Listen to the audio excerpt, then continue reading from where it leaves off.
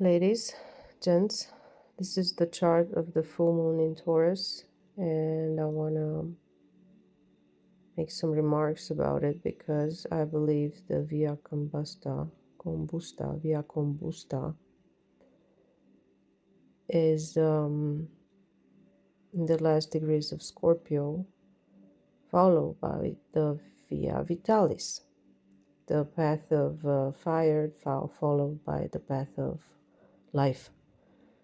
And because the sun is at 24 degrees of Scorpio and the moon is at 24 degrees of Taurus, the location is the city where I was born. It's on the border with Ukraine. There are big tensions still, even though I'm not going to go into politics. There are big tensions. But what I wanted to highlight is that this full moon is a full moon of big tension because the sun is on this Via Combusta, and it's also called, as I said, the path of fire. It's talking to us about, well, there are going to be many interpretations in astrology about how to see certain events in history or certain myths or certain legends. But this comes from the legend of Phaeton, the son of Helios, who thought that can ride and can drive the four wild horses of the Helios chariot. Helios is his father's chariot. And obviously Helios advised him against it, but he wouldn't give up.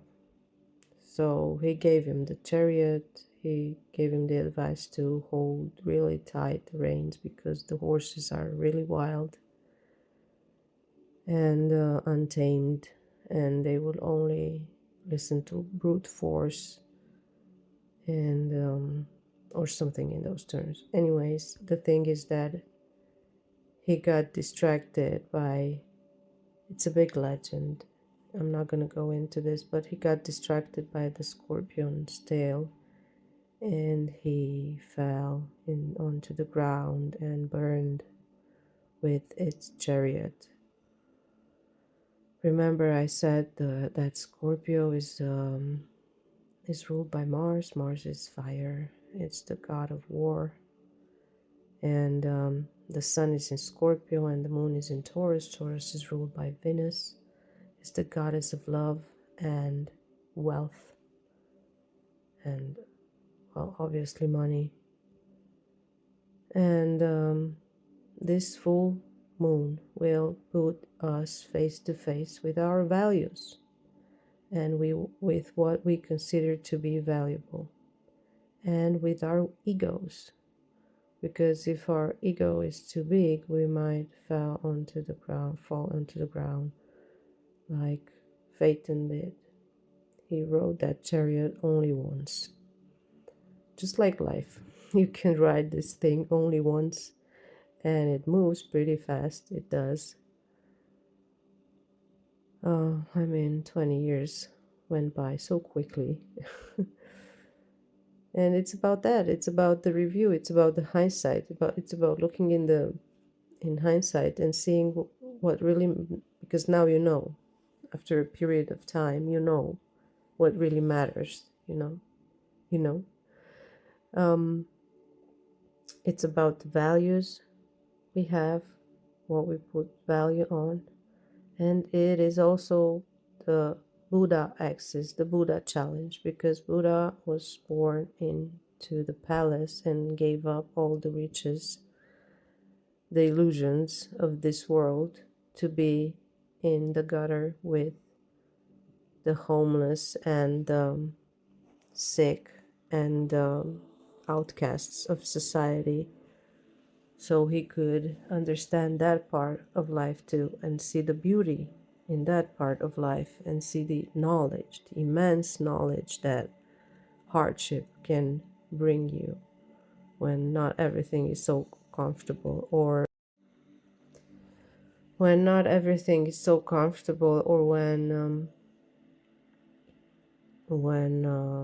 even if you have tons of money, if a health problem comes along, a sorrow, a sadness, a dark part of life comes along, all the money and the riches in the world won't help at that point. So if we go through this kind of experiences, most of us realize that the true things that matter in life are not necessarily, in respect to Taurus, I say necessarily, the real thing that matters. It is what drives us and what makes us want to live. And that's why it's one of the fixed axes in the zodiac. The two pillars, one of the four pillars, two of the four pillars, sorry, of the zodiac, the Taurus and the Scorpio. And because it's a fixed sign, Taurus and Scorpio both are fixed signs,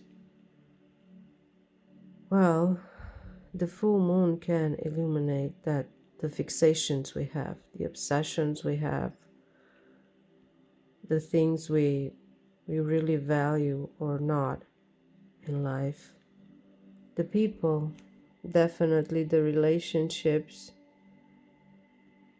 that we have, and how fake or vain are there, how many masks, how comfortable are you with playing roles every day just because it looks pretty, just because it's more comfortable that way. So this full moon will activate the Via Combusta and these challenges,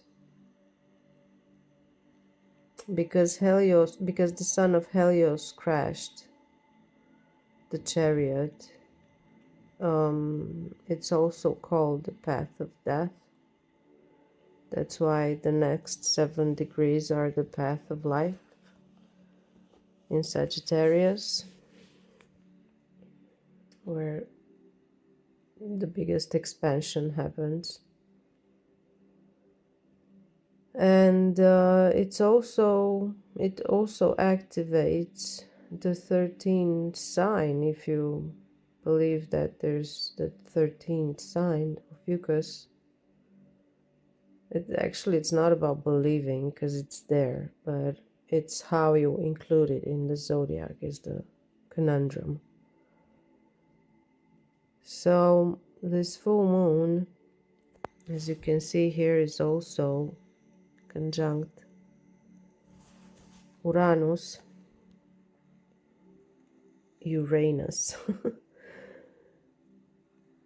and the star Algol. So it's going to be very emotional, I guess.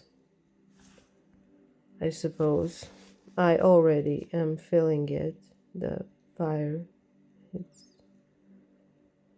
Even though it's a watery, earthy sign, axis, water, earth, axis, it is going through the rings of fire with Scorpio. And the moon being conjunct Uranus, as I said, it's very unpredictable. Very, very unpredictable. It's a good thing that this happens at night. I would say do not travel at night, especially on the border with Ukraine. Um, it's um, it's gonna reveal some deep hidden stuff about our rulers and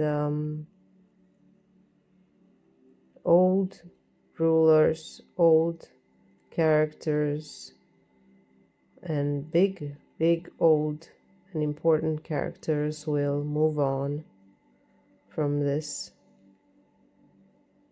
matrix, this play, this gameplay, however you want to call it, or just from the political stage, or from the, I don't know, the world stage. They're gonna disappear, they're gonna back down, their time has passed, and new rulers and new people and new characters are coming to light, and a new stage, a new life, it's about to emerge.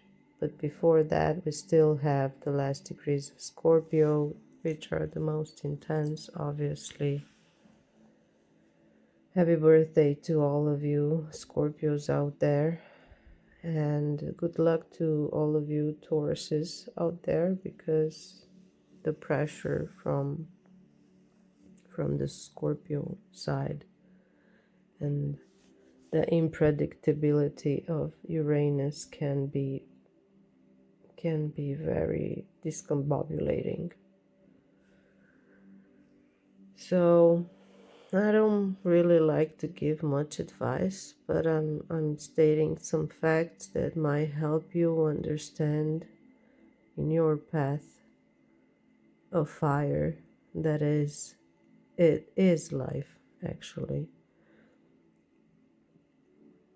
What do you need to adjust in order to live up to your biggest truths, biggest insights, biggest understandings of what you truly value and appreciate in life?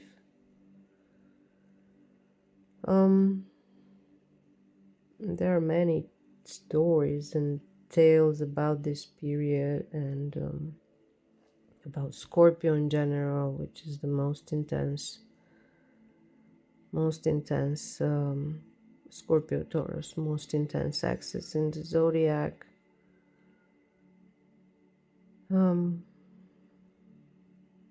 I would say just breathe deep and know that this too shall pass, and always remember that this is just an illusion of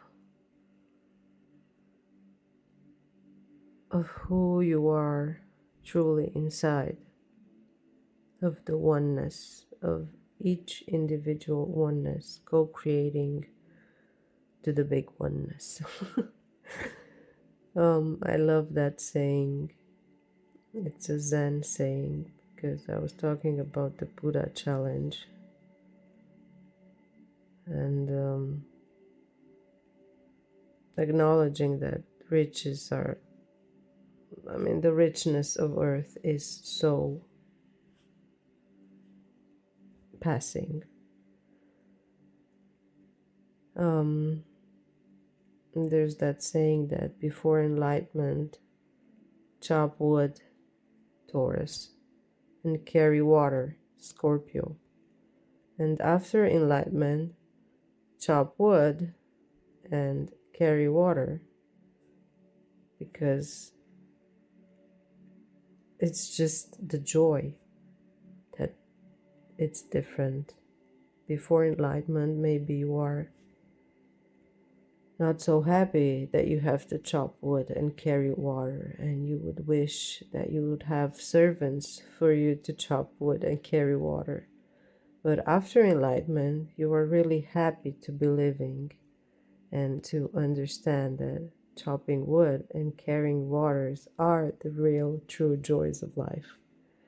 And of course, there's a metaphoric meaning underneath every single word and expression I've used. And this is what astrology is the condensed understanding in signs. It's really, really condensed. It's big essences in small bottles, just like Pluto, which, by the way, this is the last full moon we will have. Yes. Oh my God. Yes. Trining Pluto. Yes, because then after this, we will have Pluto in Aquarius. So it won't be a trine of Earth. You know, Earth, Taurus, and Capricorn, Earth. So it's a trine. It's a natural trine between same element. You know, Capricorn and Taurus and Virgo, Earth elements. And cool. Yes, it's the last full moon in Taurus with Pluto in Capricorn. After this, all the Taurus placements will start